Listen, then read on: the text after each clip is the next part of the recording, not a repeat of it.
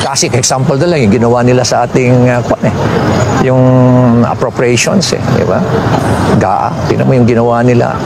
No less than the president, sabi niya, is a different animal. Saan ka nakakita ng ganun na kukunting tao lang? Mga lawmakers lang, sila-sila lang nag-usas para binago yung buong bicameral.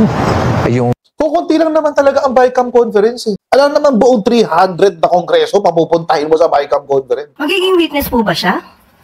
Sa mga kasong witness po ba siya? Ginagalang po natin ang pananaw ni Mayor Magalong. Pero mas maganda po sana kung magsasalita po siya ay nandiyan na, nakahain na po ang mga ebidensya na ito ay nagamit sa election fund. Nais po natin kay Mayor Magalong, ibigay po ang mga ebidensya. Bigyan niya na rin po kami dito sa PCO. Para malaman natin kung may katotohanan ba ang bintang na ito. Ang humamon! Ang humamon! Attorney Claire Castro! Ang hinamon! Mayor Benjamin Magalong!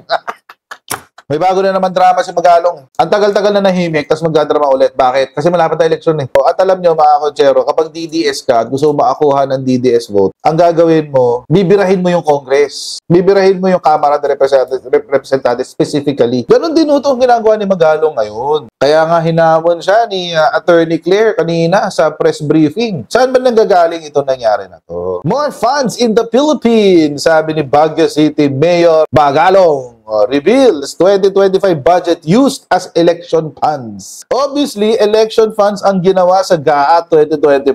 Hindi na sila nahiya. Ang kapalamamuha nila, ang dami-dami na nga ninakaw, tuloy-tuloy pa rin yung pagnanakaw nila, sabi ni Mayor Magalong. May death threats daw sa kanya. Panuorin natin yung iyak, yung pagnawa ni Mayor Magalong. Araw-araw yan, talagang I don't fear for my safety. Sanay naman ako dyan. I just fear for the safety of my family. Kasi kung may ginawa sa akin, paano kung masaktan sila? Takot hindi para sa sarili kundi para sa pamilya. Itong nararamdaman ngayon ni dating Criminal Investigation and Detection Group o CIDG Chief at ngayon Baguio City Mayor Benjamin Magalong sa natatanggap na mga banta sa kanyang buhay. Bunsod umano ito ng kanyang pagsisiwalat ng mga kalakaran at korupsyon sa mga sangay ng pamahalaan gaya ng February 19, 2025. Ingat po kayo, sir, ingat po kayo, mukhang positive ang threat. So, ibig sabihin, ito na naman tayo eh. Hindi na naman tayo sigurado. Mukhang positive. Ayan na naman tayo. Parang daw yan. Pwede ito ba si Magalong? Mukhang positive ang threat.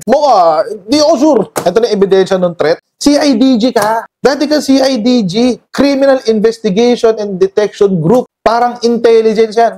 Yan ang intelligence ng ating PNP, CIDG. Tapos ang sasabihin sa'yo tungkol sa death threat, mukha. Hindi ko matik. Papanoorin pa ba natin itong balita na to?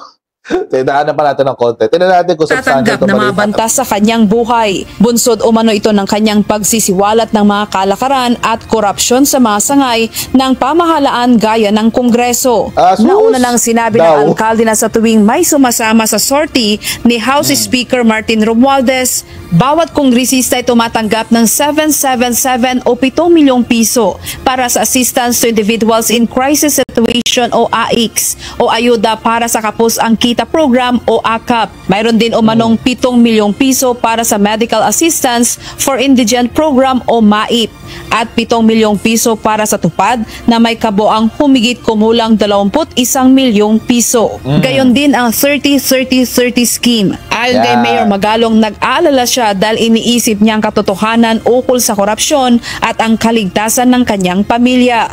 Ngayon, talagang nakatanggap kasi ako ng message from former Secretary Alan Capuyan.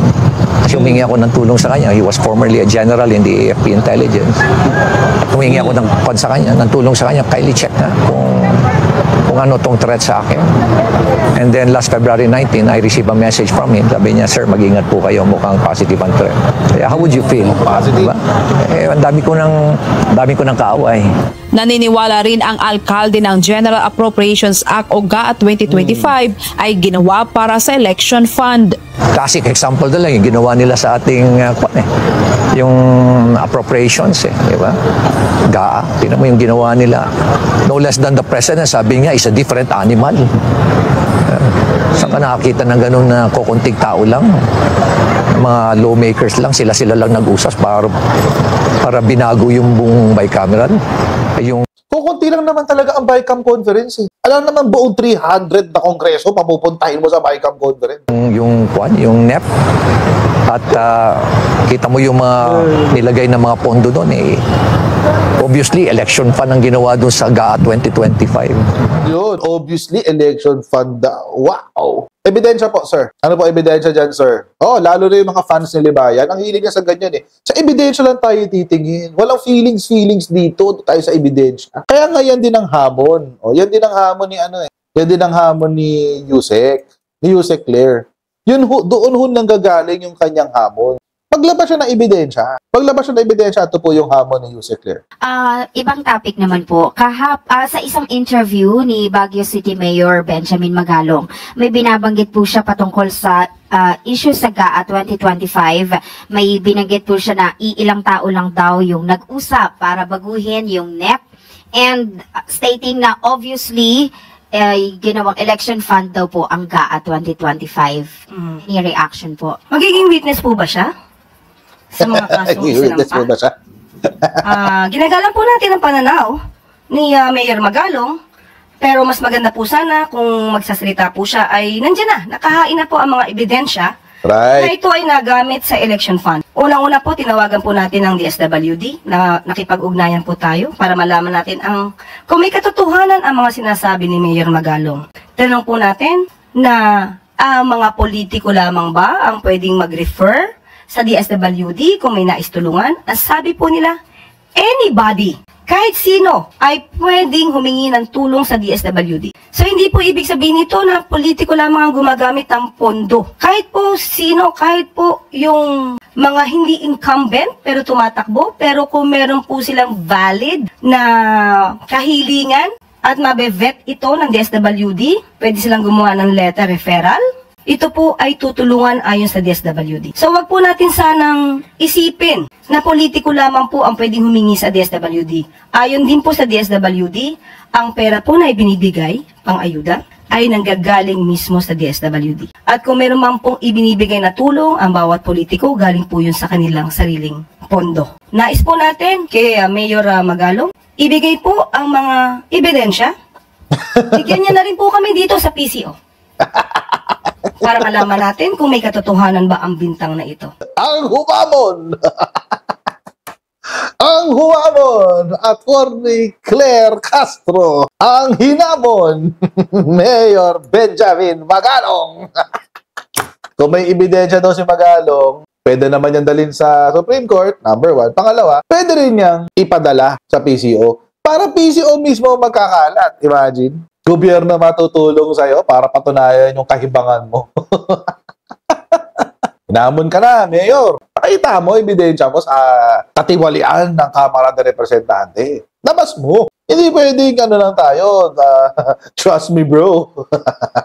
Kung gagawa ka ng pangalan sa national scene, alam nyo lahat yan. Hindi ako nagko-content ng mga local executives. Oo. Mga mayor. Kasi para sa akin, ang impact ng kanilang ginagawa ay para sa nasasakupan lang nila. I'm more concerned about national interest or the national scene. Kasi ang impact niyan ay buong Pilipinas, hindi lang isang lugar. Kaya hindi ako nagko-content ng mga local chief executives. Bihira, sobrang bihira. And ito po yung isa sa mga bihirang moments. Bakit ko siya kinontent? Kasi gumawa ng eksena sa national scene. Gagawa ka ng eksena na pang-national, kwentong pang-national. Tapos, ang diskarte mo, pang-local. Discarding Duterte, tanim intriga. Mag-work yan sa local. Kasi konti-konti lang kayo lang nag-uusap eh. Kung babatikos ka sa national, dapat pang-national din ang batikos mo. Handa ka. Hindi magpapabiktim ka. Mamaya sasabihin na naman ni Mayor Magalong inaatake siya ng mga trolls ng administration. Huy, may utak kasi ang sambayan ng Pilipino. Hindi lahat ng sambayan ng Pilipino trolls. Duterte lang ang nagbabayad sa trolls. Kakasa ka ba, Mayor? Tan sa hamon. Hinamon eh. Hinamon na si Mayor Magalong. Ang tanong, kakasa ba siya?